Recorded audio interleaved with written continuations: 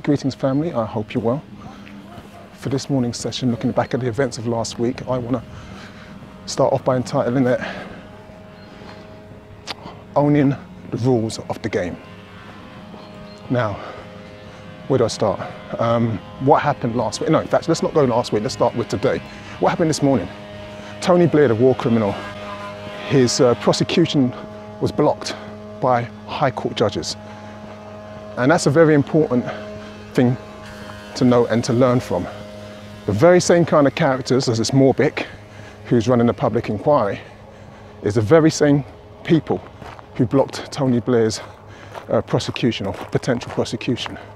And it should let us realise, it should help us to understand that bodies like the IPCC, state-sanctioned inquiries, all of these kind of bodies that are set up where we don't own the rules of play, we can never win. They're rigged from the very beginning. So where do I want to start after saying that? Okay, the announcement from the Metropolitan Police. Now, probably like many of us, when we heard that the police were considering making prosecutions and arrests, we thought, yeah, at last, a sight of justice. But it's not. The police were very careful with their words. They talked about prosecuting Kensington Council and the TMO for corporate manslaughter. Now what that means is that even if they found them guilty, the maximum penalty that any of those officers, in fact none of the officers would actually be exposed to because it's a collective action, so the maximum that they'd be subject to is a fine. And you've got to understand how the way the fine system works. If Kensington is fined with its massive of millions in reserve, the money from local authority would go to central government. So the money's just going to be shuffled around. No actual real change will happen. In fact, that's not actually completely true because something will happen.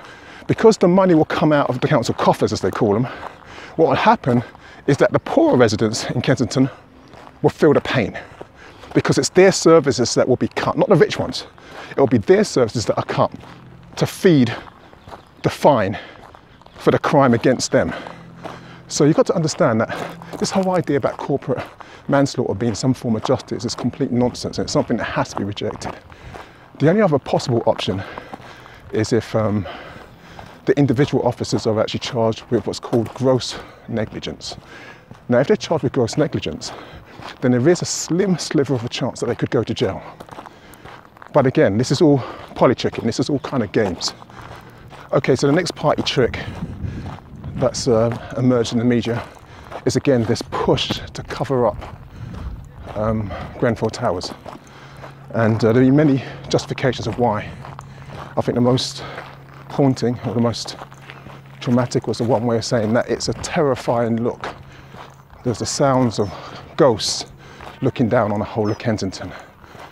The other excuses are that there's ashes that are being spread into the air, and only by covering the tower can residents be made safe.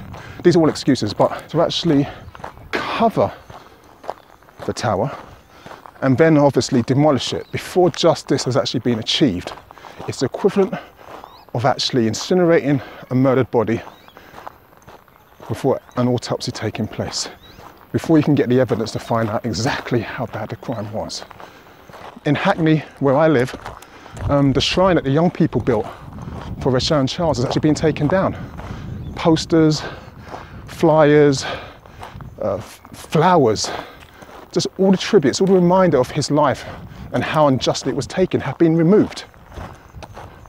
So imagine walking around Kensington now, because if you think this won't happen, and I don't want to say I told you so, first the tower goes, and then all those signs, all those pictures of loved ones, all those appeals start to one by one slowly disappear.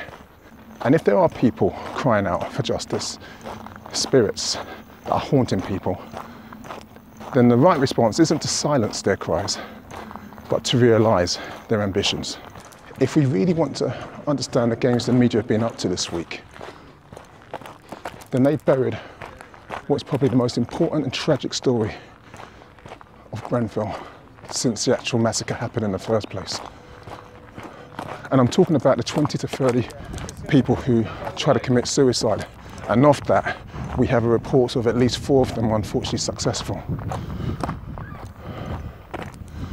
Now, Jeremy Hunt might have this morning announced 1.3 billion in mental health services, but it's too late. Those people are gone. And this reminds me of the New Cross massacre. We used to say 13 dead, nothing said, but what people don't always understand is that not all of them actually perished in the fire on that night. One of them actually took his own life, suicide. And what this means is that even after the tragedy, there are still victims. In 9/11, there was a police officer who took his own life, suffering from 9/11 trauma. In all kinds of massacres like this, the strain on mental well-being is phenomenal. And the failure to provide essential services, you know, this whole idea you can just chuck money at the problem and it will go away. You can issue fines, you can make people resign, and this will solve the problem, is actually a complete and utter lie. So,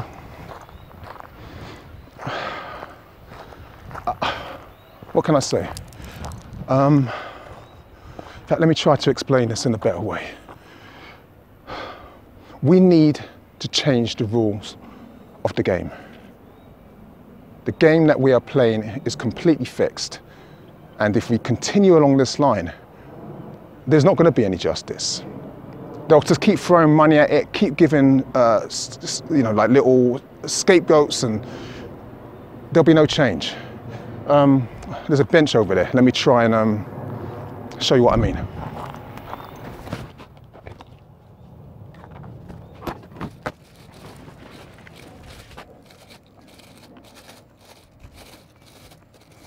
Now, chess is a wonderful game. Second to Wari.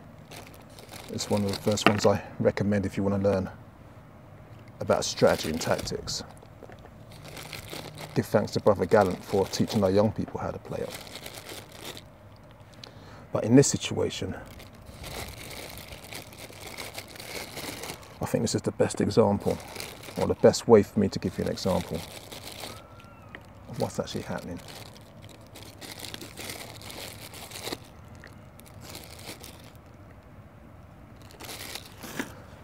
So this is the game right now. This is the state over here, and this is us over here.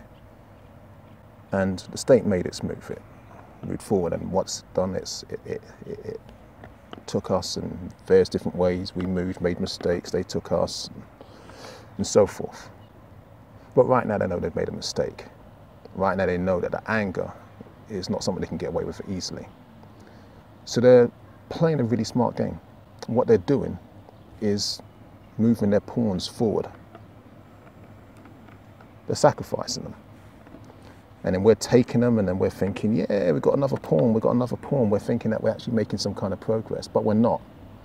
Because all the time that they're moving their pawns forwards to sacrifices, I'm talking about, you know, council members and, you know, TMO leaders and all this kind of stuff. All the time that they're moving their pawns forward, and we think that we're making progress. What they're secretly doing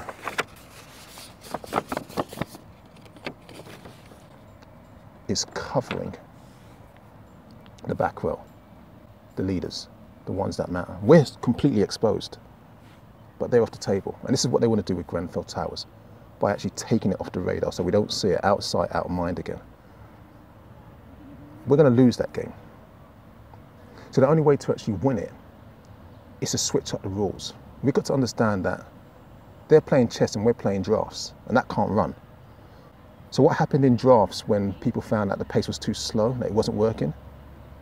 Well, children invented a move called Flying Kings. I don't know if you heard about that. And in Flying Kings, a king can go wee over across the board and just take a piece, breaking all the rules. Sometimes we have to use techniques, sometimes we have to use strategies that aren't invented, and we have to create them. We have to become the co-creators in this game. Because if we don't, it'll be checkmate.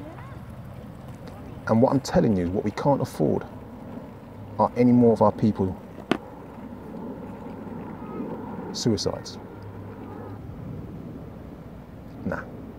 Justice. Justice means people go to jail. justice means that we get all the resources needed to take care of the mental health of those people who are still suffering and prevent any more losses of life. Because those extra 4, as far as I'm concerned, could be added to the official tally of 80. I'm going to sign off there. I guess I'm a bit tired, I'm feeling a bit emotional. So may the ancestors continue to guide and protect us. Ashe.